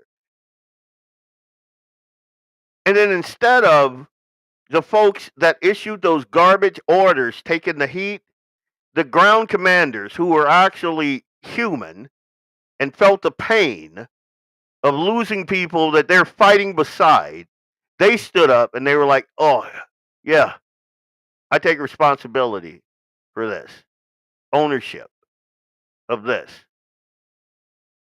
And what ended up happening is both of those platoons were treated like garbage because Pat Tillman was a pretty big friggin' name. And then when those two ground command guys, when they like basically took it on their shoulders because they were feeling the guilt. They're like, no, we should have done this, we should have done that. That shifted. That gave these parasites at the top leave to just dump on those guys, and then their careers rose. They were like, yeah, those guys screwed up. They screwed up. And then Hodne, the guy that gave the most garbage command, ends up a hair's breadth away from being he's a 4-star general. But after recording this, like it hadn't even aired yet, Pete Hegseth went in and he gutted the top. Those 4-star, 3-star generals, he dug into their background. He dug into their files. There's speculation that Pete Blaber was instrumental in that, like personally. And Pete Hegseth got it like in the beginning of April is when they recorded this. And I think a day or two after this recording, this happened. Here, let me show you. And you look at the way the mainstream media frame this. Hegseth ousts Army Chief of Staff, Randy George, blah, blah, blah. He ousts Army's top general, further destabilizing the military. Army Chief of Staff fired by Hegseth, blah, blah, blah. And he fired like 4 or 5 of these guys. Here's another one. Singularly unqualified Hegseth execute purge of top. Hegseth, I don't care what you say about him. I don't care. I love this dude. This dude is awesome. And you'll notice, like you can Google or Grok or Chat GPT anything about these generals being purged. You'll never hear this story or why it was done. Because believe it or not, Pete Hegseth loves the military. That's his whole thing is rebuilding this war fighting machine that is second to none on the planet. And while guys like me would have frog marched their asses out with tar and feathers, I think Hegseth did it the right way. I do. I do think that these guys need to be court-martialed, though. I mean, they lied. They caused people to die. The PTSD suffered by this group of guys is unimaginable. A couple of them committed suicide. Imagine Tillman's brother, who was in the convoy that killed him. He has no idea whether or not his bullets struck his own brother. And they should never have even been in the position to do that. One of the things that that Blaber and Shawn Ryan talked about was the lies and the lack of accountability. Like, I mean, you heard Shawn. He's PO'd. And he says multiple times during this whole interview, one, the reason he got out of the SEALs is because of things like this. The disconnected careerism, micromanagement, pride, and cover-up of FUBARs. And I think that guys like this talking about these things is refreshing because without that, you get all of the conspiracy theories. Like I've heard, do you know how many conspiracy theories I've heard about Pat Tillman? Like it's unbelievable. And again, watch the episode. Even if you just watch this portion, like the entire, I think it's probably about 30 minutes long, and he goes through from the time they got the command, what they were doing, why they were there, all of that. He goes through the entire thing, so you understand it, and then you're like, oh. And so when you have that type of clarity, then all the conspiracy theories go away. They're done. It's just, to me, I congratulate, I applaud Pete Hegseth for firing this POS, for seeing him for who he was. And hopefully, and it seems like they are, hopefully, Hegseth can turn our military around, because it's been gutted. They've been recruiting garbage people. And I firmly stand by the statement that our military is second to none. Not just second to none. Like, they're the baddest dudes on the planet.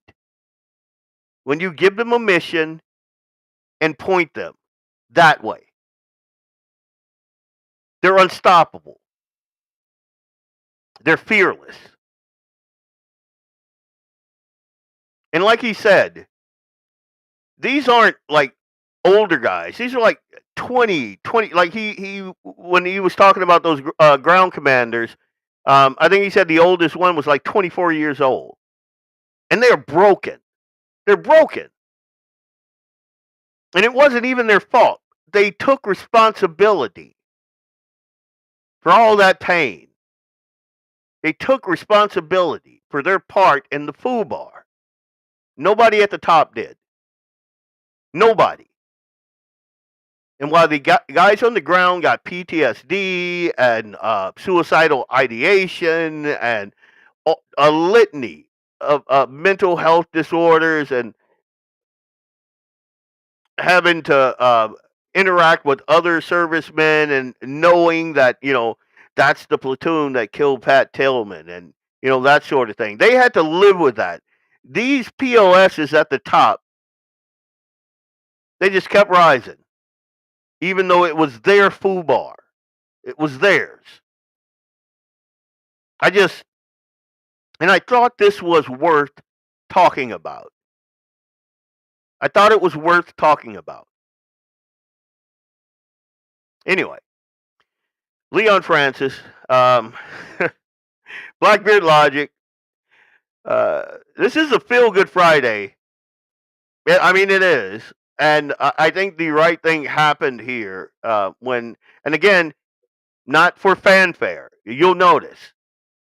Good dudes do things, do the right things, even if nobody hears about it. That's what character is.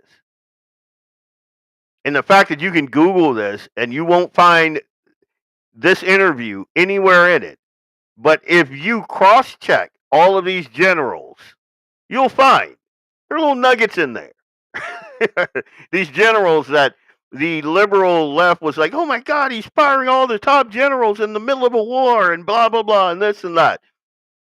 No, he did it for a reason. There's a reason. And I'm telling you, it takes a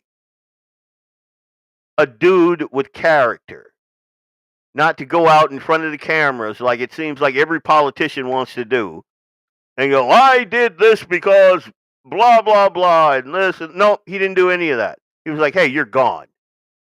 Why? You want to get into that? You want to fight this? Because I'll put this in the media. You're gone today. And that was it. That was it. Like, I'm going to tell you, the entire reason I know about this connection to Pete Hegseth is after he said the guy's name, I Googled the guy's name. And then I saw these stories of Hegseth wartime firing and blah, blah, blah. and all of that stuff. And I cross-reference it. I crunched the data, and I'm like, oh, okay, this makes sense. Anyway, enjoy the rest of your Friday. I am going to enjoy the rest of what's in this cup right here. And my son, probably go out there and play with the dogs. I highly encourage you. My man cave is out there in the garage, so I'll go out there. I'll sit out there until my wife yells at me about me not spending enough time with the family, which is a thing. And I'm sorry. I have flaws. I know it's going to shock most of you. Doug, I know you look at me and you're like, that dude has it all. No, my wife could tell you stories.